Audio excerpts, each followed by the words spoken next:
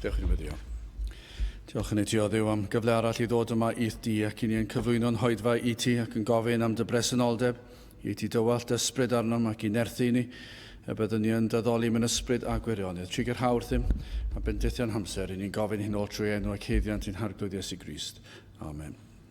Gyda'ch ni ddechrau ein gwasanaeth drwy gannu'r emyn rhif 34. Does gyffelib iddo ef ar y ddeiar yn y nef, trech ei allu, trech ei ras, na dyfnderau calon gas, a'i ffyddlondeb sydd yn fwy nag angheuol ddwyfol glwy. 34 gen i sefyll i'w chanu.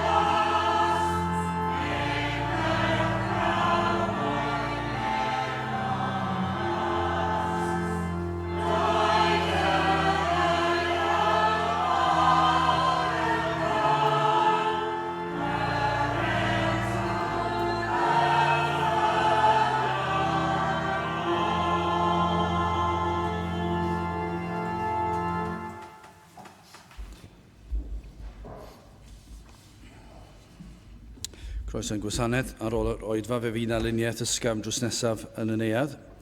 Fydd ein cwrgweddi misol yn cael ei chynnal ar y drydydd nos Iau o'r mis ac fydd yr un nesaf yn cael ei chynnal mis Medi, yr ail ar 15, nos Iau, Medi 17. Fydd y hoedfa nesaf pnawn Sul ym hanner awr 3. Wrth i ni gymryd y casgliad, gen i ganu tra'r ein heistiad emyn rhif 250, tyred ysbryd sanctaidd rhod y wawr, datguddiad ddyfnion bethau Duw. 250, gen i eistedd i'w chanu.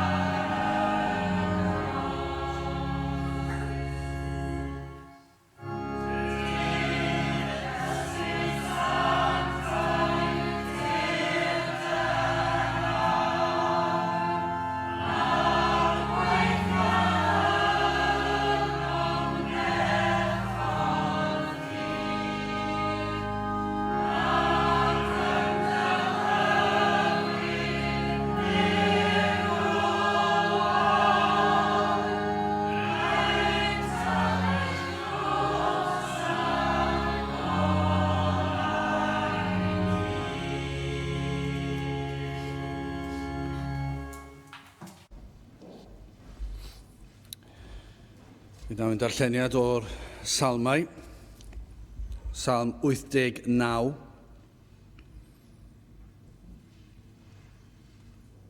Salm 89, gen I ddarllen yr 16 adnod gyntaf.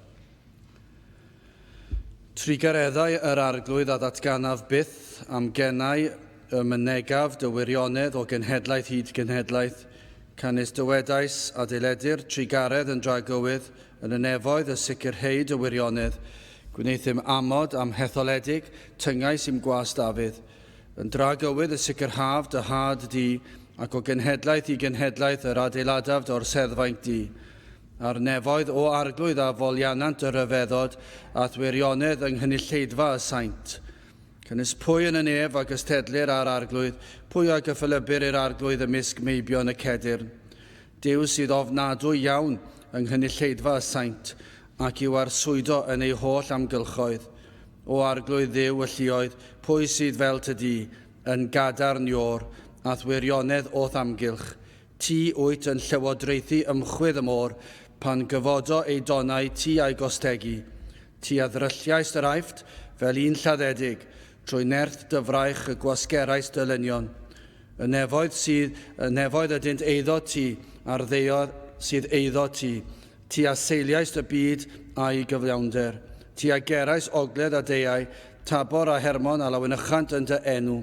Yma i ti fraich a chadernid, cadarn yw dy law ac uchel yw dy ddeheilaw. Cyfiawnder a barn yw trigfad o'r seddfainc, trigaredd a gwirionedd ar agflaenant y wyneb. Gwyneu byd y bobl a adweinant yr hyfrydlais, yn llewych dy wyneb o arglwydd yr hodiant hwy. Yn dy enw di y gorfoleddant beinydd ac yn dy gyfiawnder yr ymddyrchafant. Byddai bendith Duw ar iair sanctaidd ef. Gadewch ni nawr droi at ein harglwydd mewn gweddi.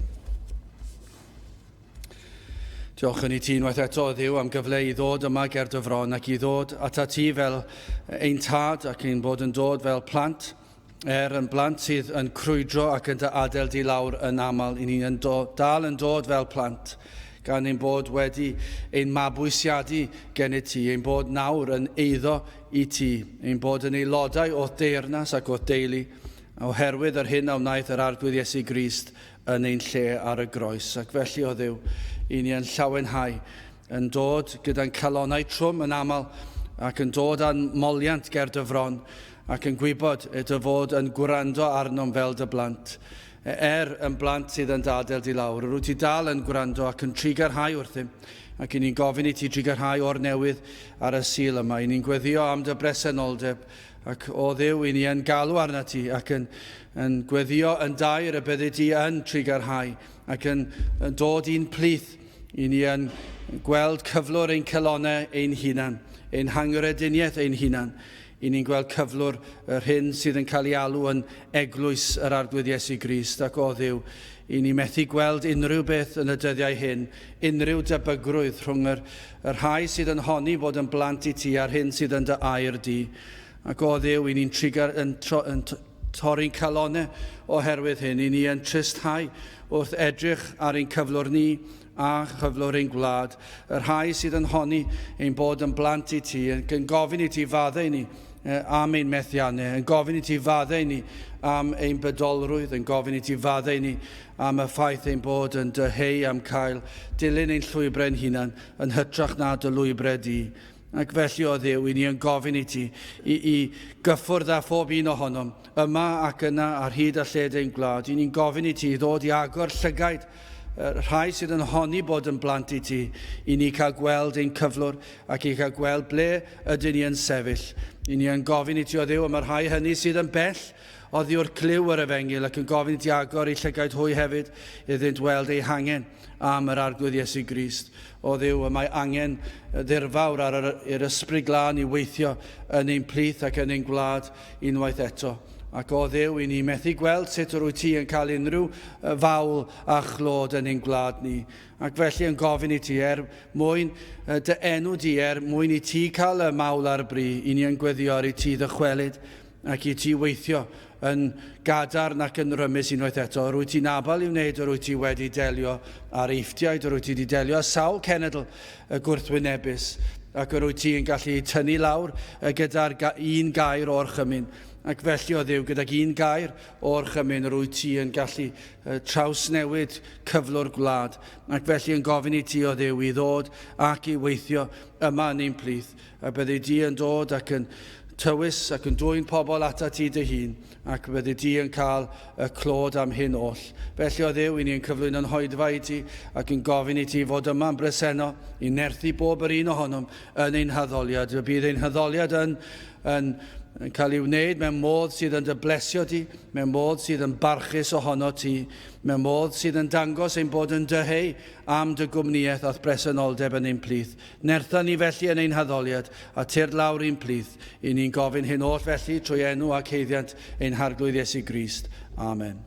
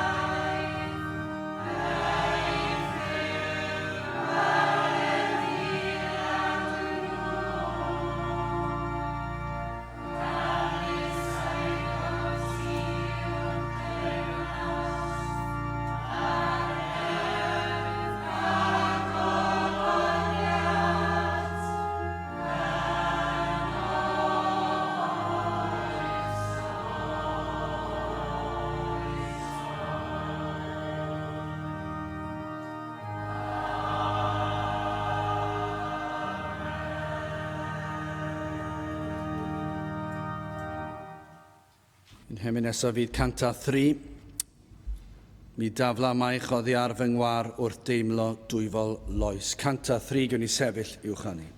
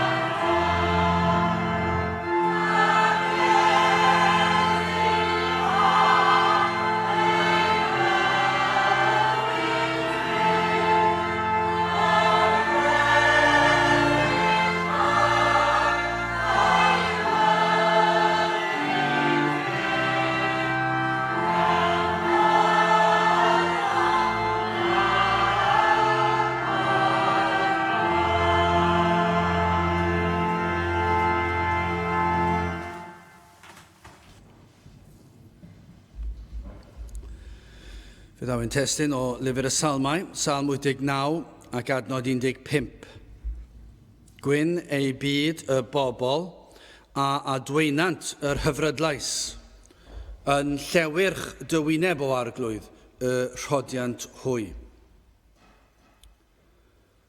I chi siŵr o fod wedi derbyn sawl a ddewid gan wahanol rai yn ystod eich bywyd, ac mae y ddewid gan rywun yn gallu bod yn galondyd, yn help, efallai yn eich llenwi a gobaith. Ond mae wastad yn ddibynnol ar pwy sydd yn addo. Pwy sydd yn addo i chi yn gwneud gwahaniaeth i'r effaith y mae'r addewid yn ei chael arnoch chi. Yn aml, efallai pan i ni wedi bod yn poeni am rhywbeth ac i chi'n clywed pobl yn dweud pethau fel hyn. Fe fydd popeth yn iawn yn y pen draw. Nawr, dydw i erioed wedi deall sut gellir dweud hynny, fe fydd popeth yn iawn yn y pen draw, achos dydyn nhw ddim yn gwybod os fydd popeth yn iawn yn y pen draw. Oni bai bod nhw'n siarad yn ddiwynyddol felly, ac ddim yn aml maen nhw'n golygu yn hermau yr hyn i ni'n darllen yng Nghaerdydd yn dweud bod pob peth yn cydweithio ein daioni, ein lles, y plant, yr arglwydd. I ni'n gwybod bod hynny'n wir, ond dwi ddim yn credu fod y mwyafrif sy'n dweud fydd popeth yn iawn yn y pen draw, peidwch â phoeni. Dwi ddim yn credu bod nhw'n siarad yn hermau ysbrydol. Maen nhw'n dweud fydd popeth yn gweithio mas yn y pen draw, peidwch chi â phoeni. A does dim clem ganddyn nhw, a fydd popeth yn gweithio mas. Does dim sail ganddyn nhw i ddweud y fath beth. Dyna'r salm yma, sydd yn cael ei alw'n salm y cyfamod, y mae pobl Duw yn gwynebu ar gyfwng. Ond maen nhw'n atgoffa eu hunan o gyfamod Duw a nhw. Ac felly y mae ganddyn nhw sail, mae ganddyn nhw hawl ar gyfer y gobaith cadarn.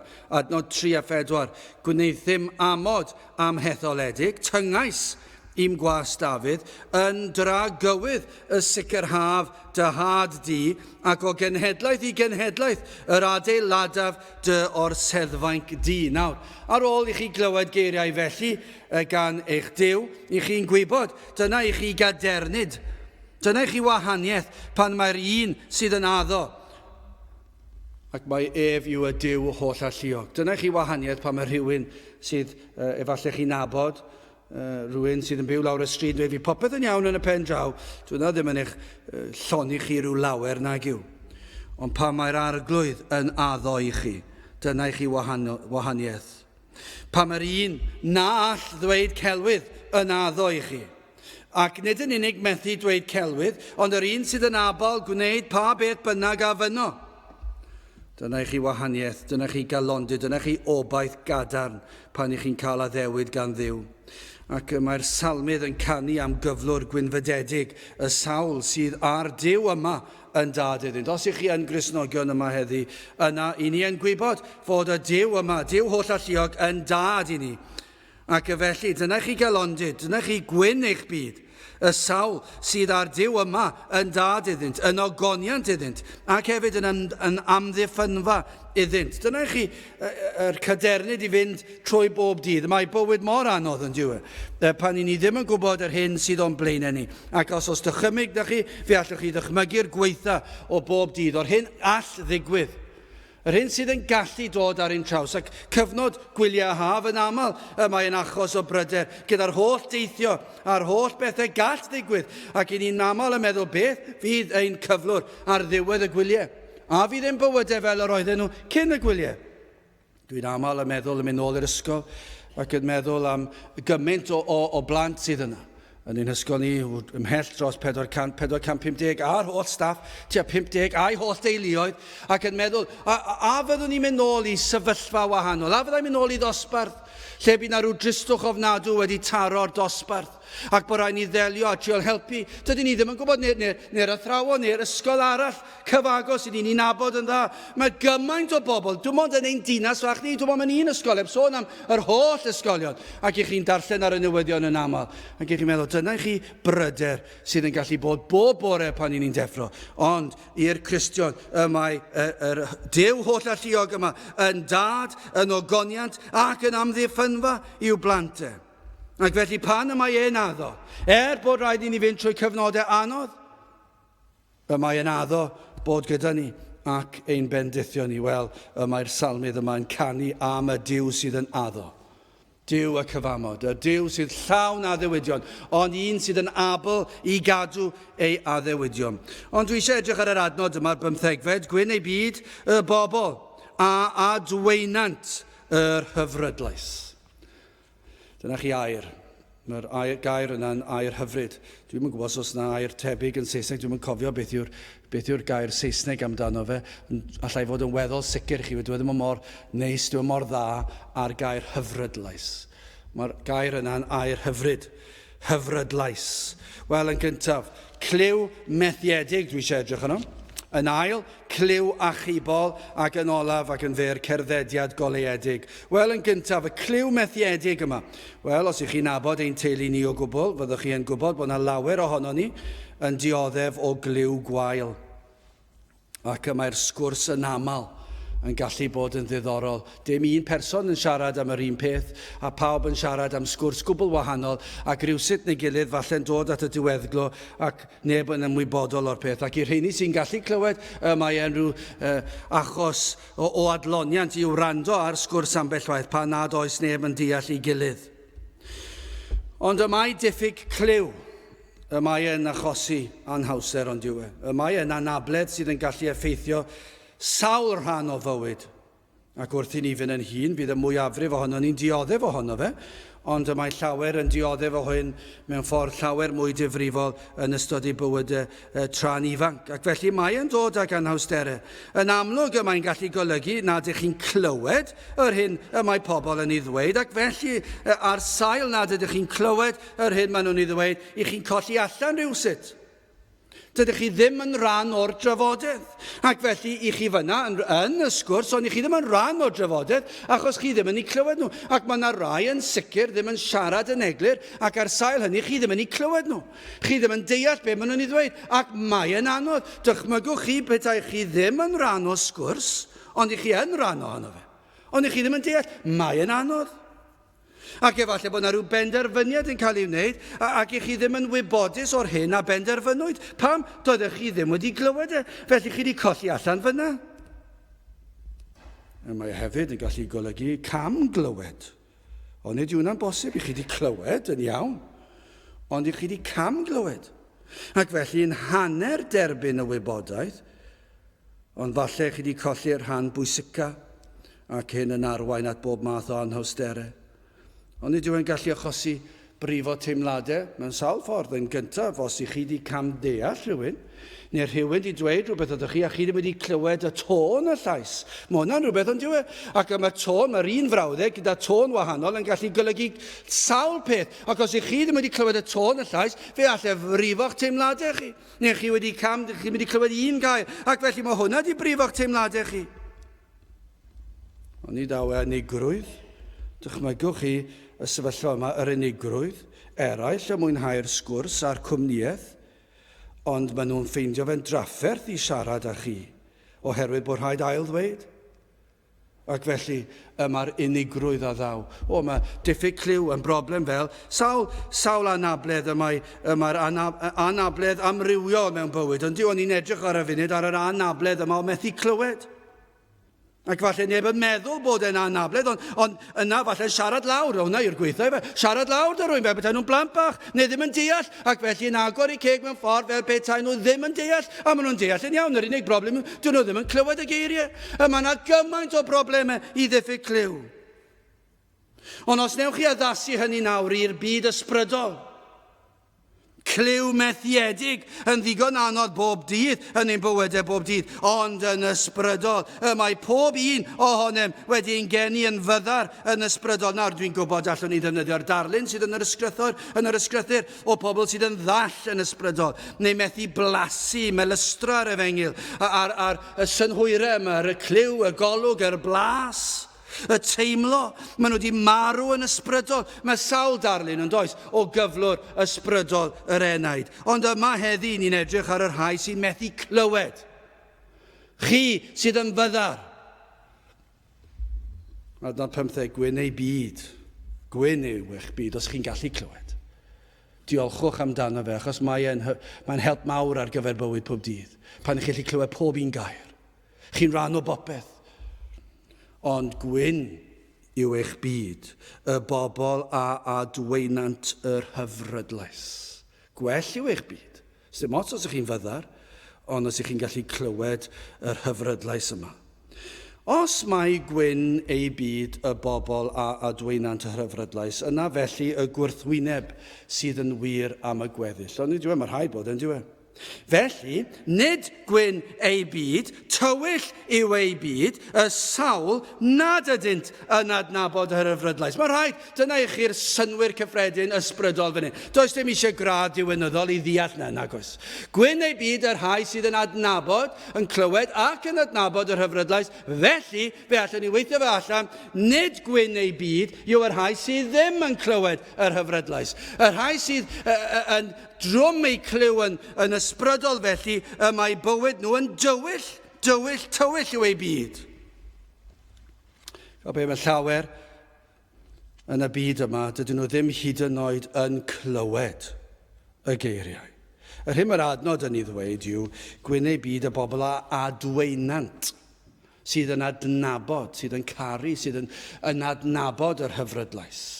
Ond mae yna rai sydd ddim hyd yn oed yn gallu clywed maen nhw mor fyddar, yr hyfrydlais. Mae yna llawer wedi magu ar ei lwydydd heb ddiw o gwbl. Dyn nhw ddim wedi hyd yn oed clywed y geiriau yr Efengil. Sa'n nhw wedi clywed mi daflau. Allwch chi ddychmygu'r peth? Allwch chi ddychmygu bywyd teulu yma yng Nghymru sydd erioed wedi canu mi daflau maich oddi ar fy ngwar? Dyna chi dristwch, yr emyn orau mewn unrhyw iaith yn yr holl fyd, mi dafla maich oddi ar fy ngwar o deimlo dwy fel oes, a mae yna rai aelwydydd yma yng Nghymru, rai Cymraeg hynny yw, sydd erioed wedi clywed y geiriau. Ac efallai bod nhw wedi mynd yn 20, 30, 40 heb fynychu cwrdd erioed, a dyn nhw ddim yn gwybod. Dyna chi tywyll yw ei byd nhw. Yr rhai a magwyd ar ei lwydydd heb yr Efengil, heb Dduw. Erioed wedi clywed gair Dduw wedi ddarllen iddyn nhw. Erioed wedi clywed gweddi. Dychmygwch ar ei lwydydd yma. Ewch i unrhyw stryd yma yng Nghymru, ac ewch i'w tai nhw, ac ewch i siarad yn nhw, ac fe ddewch chi ar draws pobl sydd wedi byw bywyd cyfan heb glywed gweddi'n cael ei yngan yn eu cartrefi nhw. Dim erioed wedi gweddio. Yr rhieni erioed wedi gweddio gyda'i plant. Erioed, cyn i'r gwely hyd yn oed. Amser cyn bwyd, ddim wedi dweud gras bwyd. Allwch chi ddychmygu'r peth? Cael bwyd, pryd o fwyd, heb dweud gras bwyd. A maen nhw wedi mynd trwy bywydau nhw i gyd, heb diolch i Dduw am fwyd, heb diolch i Dduw am fywyd ac am bendithion. Mae'r mwyafrif o aelwydydd Cymru bellach. Dim dyna oedd hanes Cymru, ond bellach. Yma yna aelwydydd di-ri heb glywed y geiriau hyd yn oed. Yr hyfrydlais yma. Dyn nhw wedi clywed einod. Fi rai o'noch chi fan hyn, a'ch ffrindiau gorau pennawch chi, ddim yn gwybod dim am yr Efengil. So nhw wedi cael y manteision i chi wedi cael, ddim yn cael y breintiau i chi wedi cael. Dyna i chi dristwch. Llawer heb droedio trwy ddrysau capel. Falle wedi wneud gyda'r dosbarth wrth iddyn nhw fynd i'r synagog ac yna mynd i'r mosg ac yna nolaf wnawn ni ticio'r bocs capel. O, dyna i chi dda, addysg grefyddol, wedi cael ei addysg grefyddol nawr. Maen nhw wedi bod i'r mosg, maen nhw wedi bod i'r synagog, maen nhw wedi bod i'r capel, ac yna blwyddyn nesaf nhw'n ni astudio rhywbeth arall. A dyna i chi swm, dyna chi gyfanswm o grefydd, dyna chi clywed y geiriau, yw falle, os nhw'n absennol, byddwn nhw'n mynd trwy bywydau hefo mewn capel. Dyna chi mwyafrif o pobl yn ein gwlad ni. Mae'r mwyafrif llethol yn ein gwlad ni. Dwi ddim yn gwybod beth yw'r ffigwr, ond heb glywed yr Efengil yn cael ei ffregethu o gwbl. Mewn unrhyw ffordd. Y geiriau nawr. Mae yna sawl lle Efengylaidd yn pregethu'r geiriau, ond desgeiriau yw nhw. Ond dyn nhw ddim wedi clywed, yw'r pobl Efengylaidd ddim hyd yn oed wedi clywed yr Efengil yn cael ei ffregethu fel ag y mae e fod. Maen nhw wedi clywed y geiriau, ond dyn nhw wedi clywed yr Efengil. Dim ond geiriau'r Efengil, ond heb sôn am rheini, chydig yw'r llefydd hynny sydd yn bodoli. Mae'r mwyafrif llethol ddim yn pregethu dim o'r Efengil. Maen nhw'n pregethu moesau. Ond dyna i gyd. Dyn nhw wedi clywed y peth.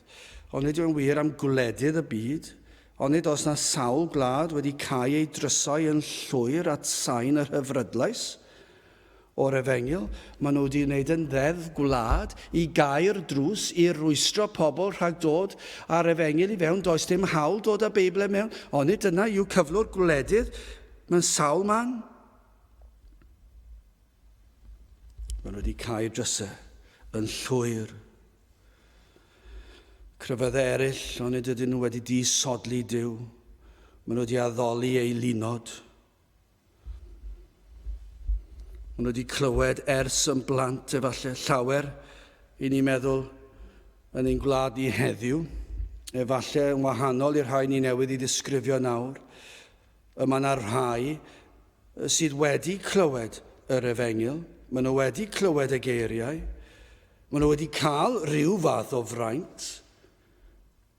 Clywant ei rhieni efallai'n gweddio rhyw fath o weddi.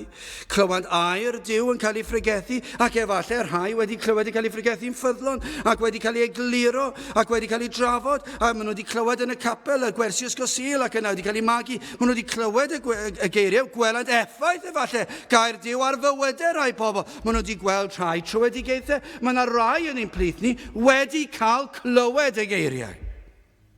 Ac maen nhw wedi derbyn breintiau magwraeth felly. Y moesau sydd yn dod gyda fe. Y cariad, y trigareddau Duw, tuag at y teulu, yn gyffredinol, a'r bendithion.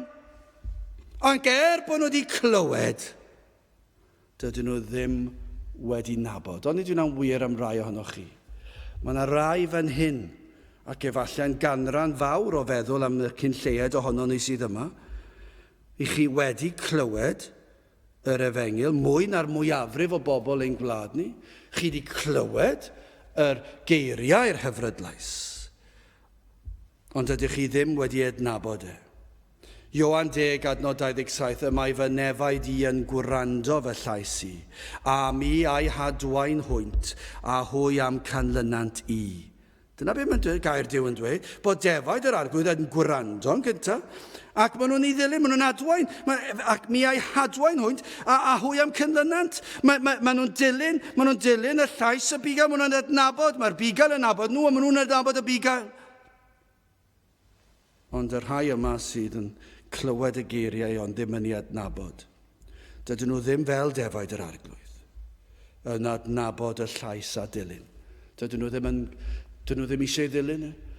Dydyn nhw ddim, maen nhw wedi clywed y geiriau, does dim byd special yn y geiriau iddyn nhw, does dim byd gwacter yw'r cyfan iddyn nhw.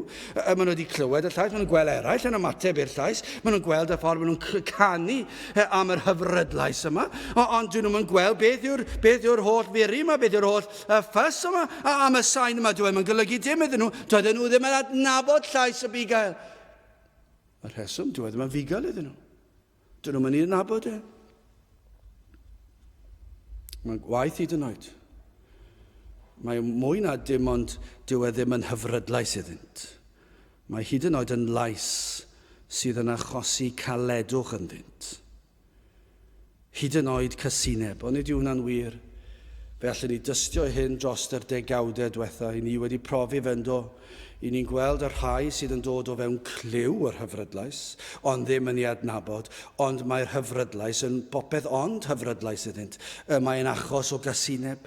Nid ydynt yn gallu deall y geiriau, cam ddeallant yr ystyr, fel yr rhai sydd yn drwm i cliw. Maen nhw'n hanner clywed yr Efengyl, yr hyfrydlais, ond yna'n dod i'w cysgladau eu hunan, a mae'r hyn mae'n ei ddweud, dwi ddim yn licio hwnna, dwi ddim yn hoffi'r hyn dwi'n ei glywed, ac maen nhw'n ei gysau. Mae bod yn drwm i'ch cliw yn gallu achosi problemau yn eich bywyd pob dydd, ond fwy felly yn ysbrydol. Dydych chi ddim yn clywed y geiriau hyfryd yma. 2 Corinthiaid 2 adnod 16, mae Paul yn dweud hyn. I'r naill yr ydym yn arogl marwolaeth i farwolaeth, ac i'r lleill yn arogl bywyd i fywyd, a phwy sydd ddigonol i'r pethau hyn. Fel petai ni'n mynd i ryw ddarlun arall. Mae'r arogl neu sain yr Efengyl, yn arogl o farwolaeth i farwolaeth iddyn nhw, y rhai sydd ddim yn adnabod y llais. Mae'n rhywbeth sydd yn achosi marwolaeth ac yn cadarnhau'r farwolaeth yn eich bywydau chi. Dyna i chi gyflwr ofnadw, mae clywed y llais i rai yn fendith, ond i eraill mae'n farwolaeth iddynt. Yn sicr i rai ohonoch chi sydd yma, efallai eich bod yn ffeindio'ch calonnau yn llawn o atgasedd tuag at bethau Duw, sydd yn peri chi fynd i ffwrdd cyn belled a phosib o'r sain yma, allan o gliw yr Efengil, lle ni chlywir y seiniau hyfrydlais yma eto, achos dydyn nhw ddim yn hyfrydlais i chi. Dyw e ddim byd i chi. Mae'n achos o boendod i chi. Chi'n meddwl bod yna un math arall o grŵp hefyd. Y rhai sydd yn meddwl ei bod wedi clywed yr hyfrydlais. A dyma i chi'r trychineb fwyaf. Y rhai sydd wedi clywed yr union eiriau yr Efengil, ond dyna i gyd. A dyna lle maen nhw'n gwrando, maen nhw'n pregethu'r geiriau, maen nhw'n gwrando ar y geiriau, maen nhw'n tystio'r geiriau, maen nhw'n dweud bod nhw'n canu clodydd yr Efengil yma, ac maen nhw'n dweud, mae'r Efengil yma'n hyfrydlais i mi, mae'n bopeth i mi, ond mae'r Efengil sydd yn cael ei chaniatáu ganddyn nhw yn llawn bedolrwydd, ac maen nhw wedi clywed rhywbeth, dwi'n yn gwybod beth maen nhw wedi clywed, ond nid y gwir hyfrydlais, ond maen nhw wedi creu hyfrydlais newydd, achos nid yr hyfrydlais yn yr Efengil yw i, ac felly mae cliw nhw yn ofnadw, ac fydd gwyddordeb yna'n erchill, achos i bod nhw wedi mabwysiadu yr union yr un geiriau, yr union yr un Efengil yn ôl i tîb nhw. Maen nhw wedi derbyn y geiriau, maen nhw'n pregethu'r geiriau, maen nhw'n canu'r geiriau, ond nid yr hyfrydlais yw e. Ond maen nhw'n meddwl ei fod yn hyfryd pam, achos fe allan nhw'n wneud e gyda'r byd. Maen nhw'n wneud e gyda'r muri'r byd, gyda gwisgo'r byd, gyda sain y byd, gyda cerddoriaeth y byd, gyda agwedd y byd, gyda difaterwch y byd. Dyna beth yw'r hyfrydlais yma yn ein gwlad ni yn y byd Efengilaidd i ni'n nabod. Maen nhw'n canu am yr hyfrydlais, ond nid hyfrydlais y Beibl yw e, rhyw hyfrydlais arall yw e. Yr union rhan hyfrydlais a sydd lawr y stryd ar stryd y Frenhines ar nos Sadwrn. Yr un math o agwedd, yr un yw i gwisg nhw, yr un yw i diodydd nhw, yr un yw i canu nhw, yr un yw i bywydau nhw, yr un yw i moesau nhw, ond maen nhw'n defnyddio'r Efengil, maen nhw'n defnyddio'r geiriau. Dyna chi drwm eu cliw. Maen nhw wedi creu rhyw hyfrydlais. Wel, dyna chi grwpiau o bobl. Rhai sydd erioed wedi clywed geiriau yr hyfrydlais. Heb sôn am ei adnabod e, dyn nhw'n gallu adnabod e, dyn nhw'n wedi clywed e. So nhw wedi clywed yr Efengil erioed yn ei bywydau nhw. Erioed wedi cael ei magu ar aelwydydd crefyddol. Erioed wedi cael ei magu ar aelwyd o gwrando ar y Beibl. Ac yna mae gyda chi rhai sydd wedi, ond dyn nhw ddim wedi adnabod y llais, ac maen nhw hyd yn oed yn cysau'r llais pan maen nhw'n ei glywed e. Dyw e ddim yn hyfrydlais. Ac yna mae'n lleill. A rhain yw'r rai fwyaf trist o'r cyfan yn fy marn i.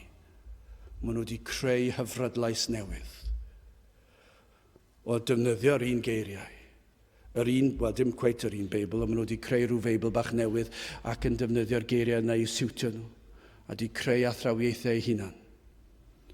Ond dydyn nhw ddim wedi adnabod y gwir hyfrydlais, gan nad oes na ffrwyth i weld. Does dim ffrwyth edifeirwch, does dim ffrwyth yr Efengil i weld. Ac felly os nad oes ffrwyth, gallir ddim fod y gwir hyfrydlais, nid y gwir hyfrydlais yw e, oherwydd mae'r gwir hyfrydlais yn cynhyrchu ffrwyth edifeirwch, dywioldeb, sancteiddrwydd, fel gwelwn ni y tu ar diwedd.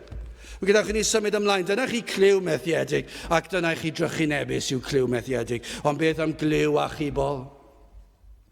I'r un, dychmygwch rhywun efallai sydd wedi syrthio lawr rhyw glogwyn, rhyw fynydd, mewn rhyw wlad anghysbell efallai, ac wedi torri braich, falle torri coes hefyd, ac maen nhw mewn angen dirfawr, a neb yna i'w helpu. Doedden nhw ddim wedi dweud wrth neb bod nhw allan ar y mynyddoedd, ac yn nhw ar eu pen eu hun, a maen nhw wedi llithro, a wedi syrthio, ac wedi torri braich a'u coes, maen nhw wedi torri, ac maen nhw'n gwybod, does dim modd i ddringo nôl i fyny, does dim modd mynd lawr. Dyna chi erchill, dyna chi sefyllfa twp peryglis, ond maen nhw wedi mynd heb ddweud wrth neb.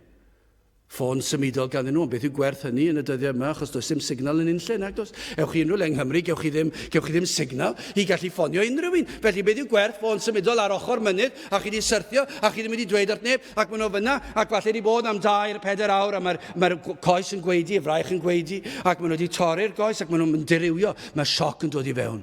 Ac maen nhw'n dechrau oeri, ac nawr mae perygl o farwolaeth yn does, ar ochr y clogwyn. Dychmygwch y sefyllfa, sawl gwaith mae hwn wedi digwydd yn ein byd ni. Siwr o fod, sawl gwaith yn ystod y mis diwetha gwyliau haf. Pobl di mynd i wledydd tramor a wedi mynd i ddringo'r mynyddoedd, achos dwi'n ddringwr neu'n gerddwr mawr ymlaen a fi, ac yn gallu dweud yr hanes, ac yn nhw'n llithro. Ac ar fi'n marw. Ond dyna chi sain hyfryd prydferth, pe taw nhw'n clywed hofrennydd. Dyw clywed hofrennydd ddim yn rhywbeth hyfryd fel arfer. Mae'n tipyn bach o niwsans. Ond os ych chi ar ochr clogwyn, a'r goleadau yn sgleinio arnoch chi, ac maen nhw wedi'ch gweld chi, dyna chi sain hyfrydlais. I glywed bod o'r hofrennydd. Neu fel un mewn trwbl allan yng nghanol y môr efallai ar fi'n boddi, mae'r cwch wedi troi drosodd ac maen nhw yn y dŵr ac efallai meddwl bod neb yn dod ac yn y tonnau yn dod i fyny gifalawr. Ddim wedi sylwi bod yna rhywun i gweld nhw, mae yna gwch yn dod ac yna maen nhw'n clywed llais ac mae'r rhaff yn cael ei taflu ac maen nhw'n dweud gafa ila yn y raff ac yna dyna chi lais. Fi'n siŵr bod nhw byth yn anghofio'r llais yna to. Y floedd. Gafeila yn yr haff yn gloi cyn i ti fynd lawr ac mae'n gafel yn yr haff cyn iddo fynd lawr. Dyna chi hyfrydlais i'r rheini yn cael ei hachub pan o'n nhw ddim yn meddwl bod gobaith yr oed gwbl anobaith wedi taro nhw yn meddwl bod nhw ar fi'n boddi ac yna'n clywed y llais neu falle plentyn bach yng nghanol torf o bobl ac yn colli gafel a golwg ar ei rieni ac bod eiliadau, falle munudau, yn teimlo fel oriau i'r plant yn diwe yn clywed llais y fam yn galw. Dyna chi ryddhad i'r plentyn yn clywed llais y fam yn galw. Maen nhw na. Dwi'n saff. Gwa beth, chi sydd yn Gristnogion, fyddwch chi'n gallu tystio i hyn, dyna yw sain hyfrydlais yr Efengil i'r pechadur llwythog blinderog. I'r un sydd wedi gweld yn eglur ei gyflwr, ei bechod, wedi gweld ei bechod fel mynyddoedd, mi daflau maich oddi ar fy ngwar wrth deimlo dwy loes, ei ogrwydd fel mynyddoedd byd trin canu wrth y groes. O, i'r rhai sydd wedi teimlo ei ogrwydd pechod fel mynyddoedd byd, o, i'r rheini y mae sain yr Efengil yn hyfrydlais. Does dim byd gwell. Dyna'r union beth o'n nhw'n angen i glywed pan yn clywed yr Efengil yn cael ei ffregethu, pan mae'r ysbryd glân yn agor llygaid yr enaid i weld, i glywed, i wrando, i ddeall. Clyw eiriau o gariad ac o ras ac o drigaredd. Mae'r geiriau maen nhw'n clywed pan mae'r Efengil yn cael ei ffregethu yn eiriau o drigaredd. A dyna'r union beth maen nhw'n deheu, maen nhw'n gwybod, dydw i ddim yn heiddi dim, ond y mae trigaredd Duw yn estyn allan. Maen nhw'n clywed geiriau o heddwch. Maen nhw'n clywed geiriau yn cael ei ffregethu am faddeuant pechodau trwy waed yr Iesu. Bod yr Iesu wedi marw ar y groes ac wedi tywallt ei waed ac bod modd i chi i cael eich golchi'n lan pam yr Iesu wedi cymryd y gosb yn eich lle chi. Dyna pam dath e'r groes mwyn cymryd y gosb. Ac felly os dewch chi at yr Iesu, fe fydd y maddau'r cyfan wedi cymryd y gosb yn eich lle. Mae'r hyfrydlais yma yw pan chi'n clywed am gyfiawnhad trwy gyfiawnder yr Iesu, bod modd i chi gael eich cyfiawnhau. Sut? Oherwydd bod yr Iesu yn rhoi ei gyfiawnder i chi. Mae wedi gwneud y cyfan yn eich lle. Mae iachawdwriaeth trwy ei aberth a ei fuddod ef. Mae salmydd yn cyfeirio'n gyntaf at y sain hyfryd o feddinoedd, dyna beth oedd yn cyfeirio'n reiddiol, o feddinoedd yn dychwelyd yn fuddugoliaethus o frwydr. Dyna oedd yr sain hyfrydlais yma yn y lle cyntaf. Falle'r byddin yn dod nôl wedi ennill y frwydr, neu falle yn cyfeirio at y sain hyfryd y cawsant yn ystod gwleddoedd defodol, neu falle yn cyfeirio at y sain hyfryd o'r utgorn y Jubilee sydd yn datgan cyfnod o ryddid i'r sawl oedd mewn angen ac ar ffô ac bydde modd iddy'n cael ei achub a cael ei rhyddhau. Ond nid yw'r Efengil yn hyfrydlais fel rhain i gyd. Ond nid yw'r Efengil yn datgan buddugoliaeth Iesu Grist dros bechod, dros Satan, dros y byd a dros marwolaeth. Fe goncrodd Iesu Grist y cyfan ar y groes, cymerodd ein heogrwydd ni wrth iddo farw ar y groes, cymerodd arno ei hun. Fe dywallodd ei waed mwyn golchi pob staen pechod ymaith. Mae wedi concro pechod, mae wedi concro Satan. Dyna be mae wedi wneud. Dyna chi sain o'r rhyddhad yw utgorn y Jubilee, sain bod rhyddid i'r ceithion. Ydych chi wedi bod yn gaeth i bechod. Falle bod chi wedi bod yn pechu ac ddim yn gwybod sut i stopio'ch pechod. Dydych chi ddim yn gwybod sut fedrwch chi stopio gwneud y pethau hyn. Gwrando ar y pethau chi'n gwrando, edrych ar y pethau chi'n edrych, gwneud y pethau chi'n gwneud, meddwl y pethau chi'n meddwl, ac yn meddwl sut fedrai, mae mor anodd, mae'n amhosibl i chi'n gaeth weisio ni Satan ac i bechod, ond dyna yw sain yr Utgorn y Jubilee, yr rhyddhad i gaeth weision, i'r rhaina sy'n gaeth, i'r rhaina sydd mewn dan ei ogrwydd sydd ar ffô. Mae'r sain yr Efengil yn newyddion da fod modd i chi cael eich rhyddhau o gaethiwed pechod. Mae modd i chi cael eich rhyddhau o euogrwydd sydd yn pwyso arnoch chi. Mae falle deithoch chi roed fa chlywed bod modd eich rhyddhau o'r fath gondemniad. Falle chi wedi dod yma a chi wedi clywed bod maddeuant i hyd yn oed rai fel chi. Dyna chi hyfryd yw'r geiriau hynny, maent yn hyfrydlais. Dyna chi hyfryd yw'r geiriau'r emyn, os gwelir fi bechadur, rhyw ddydd ar ben fy nhaith, rhyfeddol fydd y canu a newydd fydd yr iaith, yn seinio buddigoliaeth am beth, am iachawdwriaeth lawn. Dyna chi'r hyfrydlais. Fe fydd na seinio'r fuddigoliaeth. Am beth? Am iachawdwriaeth lawn. Fe fyddwch chi yn ymuno yn y canu os dowch chi at Grist. Am beth? Am yr iachawdwriaeth lawn. Dyna chi fuddigoliaeth bod Satan wedi concro, bod pechod wedi meiddi, bod dim modd i chi cael eich condemnio bellach. Chwyd i rai gall fod yn dod am y tro cyntaf mewn i oedfa. Ond ydyw hwn yn bosib, gallan dod yn llwythog, neu'n gwrando ar y we am y tro cyntaf, yn llwythog dan euogrwydd pechod a phryderon ar yr enaid, ac yna'n clywed yr hyfrydlais, ac yn syth y tro cyntaf yn clywed yr hyfrydlais, ac yn adnabod llais y bigel. Mae yna rai wedi wneud hynny'n does, mae yna lawer wedi wneud hynny, miloedd wedi wneud hyn, wedi dod mewn i oedfa am y tro cyntaf, erioed wedi clywed yr Efengil o'r blaen, ac yn clywed yr union eiriau yr oeddent am ei glywed. Ac mae'n dod yn hyfrydlais iddynt. I eraill, efallai wedi bod yn nghliw yr Efengil ers blynyddoedd. Hyd yn oed ei holl fywydau. A mae'r sain yn gyfarwydd. I chi'n gwybod beth ni'n mynd i ddweud. Chi wedi glywed e gannoedd y weithiau. Ond yna, mae yna rhywbeth gwahanol. Mae dydd yn dod i chi wedi ei glywed e o'r newydd. Falle byddwch chi'n dweud wrth y pregethwr, pam wnaethoch chi ddim egluro fel hyn o'r blaen? Ac y mae e wedi egluro fe yn yr union yr un ffordd bob sul. Ond y gwahaniaeth yw agorwyd eich clistiau i glywed y rhyfeddodau'r Efengil, seiniau peraidd o ras a maddeuant rhad. Mae'n rhaid i chi'n gyntaf fod wedi gweld eich pechod mwyn gallu blasu o hyfrydlais yma. Os nad ych chi wedi gweld eich pechod a teimlo euogrwydd pechod, yna fydd e ddim yn hyfrydlais i chi na fydd. Ond i'r sawl sydd yn llwythog ac yn flinderog ac dan bwysau euogrwydd fel mynyddoedd byd, mae clywed bod maddeuant i'w gael trwy'r Iesu. Mae clywed bod yna olchiad i'w gael. Mae yn hyfrydlais. Mae yn wir yn hyfrydlais. Mae yn bopeth i chi. Wel, yn ola, beth am y cerddediad goleuedig yma? Adnod 15 ac 16 eto, gwyn ei byd, y bobl a dweinant yr hyfrydlais.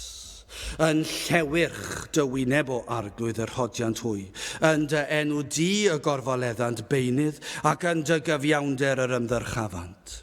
Chi'n gwybod beth fe fyddwch yn adnabod rhain? Yr rhai sydd wedi dod at Grist ac sydd wedi adnabod llais y bigel. Yr rhai sydd wedi gweld mai hyfrydlais yw'r Efengil a phopeth amdano. Fe fyddwch chi'n nabod yr rhai sydd wedi dod ac edifarhau o'i pechod ac wedi pwyso ar rinweddau'r arglwydd Iesu Grist ac wedi derbyn maddeuant ac wedi cael ei golchi'n lan. Fe fyddwch chi'n nabod rhain. Peidiwch â phoeni. Fe fyddwch chi yn ei nabod nhw. Fyddwch chi'n nabod y lleill hefyd. Fe fyddwch chi'n nabod nhw. Mae'r byd yn ei nabod nhw fel rhagrythwyr. Yr rhai sydd yn meddwl bod nhw wedi derbyn yr hyfrydlais, ond sydd fel y byd, mae'r byd yn gwybod mae rhagrythwyr ydyn nhw. Yr rhai sydd erioed wedi clywed mae'r un, ddigon amlwg, so nhw'n mynd i ddod i capel am unrhyw beth. Ac yr rhai hynny sydd yn dod ond heb adnabod, chi'n gallu gweld ar eu gwynebau nhw, dyn nhw ddim eisiau bod, dyn nhw ddim eisiau clywed. Mae popeth yn faich iddyn nhw, dyn nhw ddim eisiau clywed y geiriau yma. Mae yn boindod iddyn nhw, chi'n nabod nhw, i chi'n gallu dernad nhw, mae'n ddigon. Ond chi'n gwybod beth, i chi'n gallu nabod yr rhai sydd yn edrych ar yr Efengil fel hyfrydlais. Chi'n gallu nabod nhw hefyd. Mae'n ddigon amlwg. Fe rhodiant yn llewyrch ei wyneb. Fe fyddant yn sanctaidd. Beth mae hwnna'n golygu? Yn gyntaf i bod nhw wedi ymwahanu o'r byd. Ni fyddant yn gwisgo yn anfoesol fel y byd. Ni fyddant yn canu fel y byd. Ni fyddant yn neud y pethau a partio fel y byd. Ni fyddant yn byw moesau fel y byd. Fe fyddant yn rhodio yn llewyrch ei wyneb. Fe fydd sancteiddrwydd a glendid a ffurdeb ar arglwydd yn adlywyrchu arnyn nhw. Fe fyddant yn dangos ei hun fel yr arglwydd Iesu Grist ei hun. Allwch chi ddychmygu Crist yn rhodio ar y ddaear yma ac yn byw fel y byd efengyloedd heddi? Does dim byd tebyg a peth pella i ffwrdd o'r gwirionedd. Fydde fe ddim byd tebyg. Fydde fe ddim yn ei nabod nhw. Fe yw'r bigel. Fydde fe'n dod a fydde fe'n nabod rheini pam nid ei ddefaid yw nhw. Nid rheini yw ei ddefaid e. Ei bod nhw'n honni, ei bod nhw'n blant. Bydd yr haen yn cerdded trwy bywyd yn ei bresenoldeb ef. Rhodiant yn llewyrch ei wyneb o arglwydd. Dyna be bydden nhw'n neud, bydden nhw'n cerdded gyda'r arglwydd a'i bresenoldeb ef. Byddant yn mwynhau ei gwmnïaeth pob cam o'r ffordd. Salm 4:6, llawer sydd yn dywedyd pwy a ddengys i ni ddaioni, arglwydd dyrcha arnom lewyrch dy wyneb. Dyna i chi'r gwir saint. Y maent yn dyheu am bresenoldeb yr arglwydd i fod gyda nhw. I'r sawl sydd wedi ymateb i lais yr efengyl, ac wedi adnabod y llais, ac ymateb drwy edifarhau a chredu, hyn yw ei dymuniad yw gwen yr arglwydd, ei agosatrwydd, fe rodiant y llwybr sanctaidd yma. Nid ydynt yn rhodio'r llwybr llydan mwyach. Hyn yw ei dewis, nid gorfodaeth. Dymunant rodio yn ei oleuni ef, gweld awydd bod yn ei di, ond i fydd hynny'n wir, fydd yr haen, am fod yn ei di bob cyfle posib, yn cymdeithasu ar saint bob cyfle posib, a'i blaent a defaid ei borfa, fyddant am bod yn ei cwmniaeth pam. Dyma yw teulu nhw, dyma'r bobl maen nhw am fod gyda nhw. Nid ydynt am fynychu mannau sydd yn dod ag amharch i'w enw. Adnod 16, yn dy enw di y gorfoleddant beunydd, ac yn dy gyfiawnder yr ymddyrchafant. Chi'n bod Crist yw popeth iddynt. Mae'n ddigon hwydd efallai gwisgo Crist ti a dweud Crist yw popeth. Yn aml iawn i chi'n dechrau ame pan mae pobl yn gwneud hynny, achos bod rhaid iddyn nhw cael rhyw Crist ti mawr a batho dynnau yn dweud Crist yw popeth. Fe yw fy arglwydd a pethau fel hyn. Chi'n bod beth, nid dyna beth sydd eisiau, mae eisiau dangos ar eich bywydau chi. Mae'r byd efengyloedd bellach, ni'n ddigon, maen nhw'n ddigon uchel eu cloch yn dweud y geiriau, Crist yw popeth, ac eto i gyd pan maen nhw'n clywed geiriau Crist, maen nhw'n troi yn ei erbyn. Pan mae Crist yn dweud dilynwch fi, maen nhw'n dweud na, dwi ddim eisiau dilyn fyna pam, achos does dim byd fyna, does dim lle i'r hunan fyna, does dim lle i falchder fyna, does dim lle i hwyl fyna, dwi ddim eisiau hynny, dwi eisiau dilyn y Crist yma sy'n draw fan hyn. Mae'r Crist yma'n caniatáu fi cael y byd a phopeth, ond dyn nhw ddim yn adnabod y gwir Crist, dyn nhw ddim yn adnabod i lais maen nhw eisiau'r byd. Ond mae'r gwir saint cyfiawnder Crist yw popeth. Yn dy gyfiawnder yr ymddyrchafant. Maent wedi gorchuddio ei gyfiawnder ef. Mae yna ostyngeidrwydd yn y gwir saint. Does dim balchder fan hyn. Pam maen nhw wedi gweld ei pechod? Maen nhw wedi gweld mae Crist yw popeth ac maen nhw am ei wasanaethu. Maen nhw'n gwisgo ei glogin gyfiawnder e. Safant ger bron y tad yn llwyr lan gan ei bod wedi gorchuddio a pherffeithrwydd Crist. Dyna sydd yn achosi'r fath lawenydd. Nid ydynt yn pwyso ar eu hymdrechion eu hunan, ond yn llwyr ar gyfiawnder Crist. Wel, beth amdano chi? Ble ydych chi arni? Sut sain sydd yr efengyl yn eich clyw chi? A ydych yn bodloni mynd am gyfnod heb clywed ei air, heb siarad â'i blant, heb fod yn ei di? Neu a yw yn bopeth i chi? Os am y tro cyntaf yma'r sain hyfryd yn eich clyw chi, be ddylech chi wneud? Wel, galwch arno. Nawr, pwyswch arno, gyfelwch Ynddo drwy ffydd, dyna beth yw'r cyngor yn y gair Duw, tra bod amser, tra bod cyfle, tra fod yn agos, tra fod yn gerllaw, fel yr Haff, a gafodd ei daflu yr un oedd ar fi'n boddi. Mae'n gafael, mae'n gwrando ar y llais hyfryd na gafeilan yr Haff. Gafeilwch yn yr Haff, ac i chi, efallai am y tro cyntaf sydd wedi clywed rhywbeth o glyw yr hyfrydlais yma. Gafeilwch arno trwy ffydd. Ac wrth ddod, wrth ymestyn y llaw, fe gewch eich galluogi i gredu, i bwyso, i afael, i ddal gafael ar yr Haff. Ac yna fe fyddwch yn ymuno yn y gan o fawl y salmydd. Am ei holl fendithion tuag atoch chi. Fe fyddwch chi'n gallu ymuno yn y cor yn y canu. Mi fyddwch chi nawr yn gallu canu mi dafla maich, achos fe fyddwch chi wedi. Mi daflais fy maich oddi ar fy ngwar, wrth deimlo dwy fy loes, eogrwydd fel mynyddoedd byd drwy'n ganu wrth o'r groes. Dyna fyddwch chi'n gallu canu hwnna ac ystyr newydd o'r diwedd. Mae pa beth am newch chi gwyn ei byd. A yw eich byd chi yn wyn, neu a yw yn dywyll. Gwyn ei byd, y bobl a dweinant yr hyfrydlais yn llewyrch dywyneb o arglwydd, yr hodiant hwy. Gadewch i ni weddio. O Dduw, i ni yn diolch i ti am yr hyfrydlais yma. I ni yn diolch am yr efengil sanctaidd. Ac yn gweddio Dduw a bydd na rai oedd yn drwm eu cliw cyn dechrau'r oedfa. Y byddant yn gallu clywed yr hyfrydlais am y tro cyntaf ac yn cael y ffydd hynny gen i ti, yr rhodd o ffydd i gredu, i bwyso, i gael gafael, i ddal yn dyn ar yr efengil, ar yr arglwydd Iesu Grist, ac yn pwyso'n llwyr ar ei fywyd, ei farwolaeth a'i atgyfodiad, ac yn derbyn o glogyn perffeithrwydd Crist ei hun. O Dduw, i ni'n gweddio ar ei ti weithio, ac mae ti fydd yn cael y mawl a'r clod. I ni'n gofyn hyn o trwy enw ac heiddiant ein harglwydd Iesu Grist. Amen. Gydwch ni orffen trwy ganu'r emyn yna, 526 os gwelir fi bechadur rhyw ddydd ar ben fy nhaith. 526 gewn ni sefyll i'w chanu.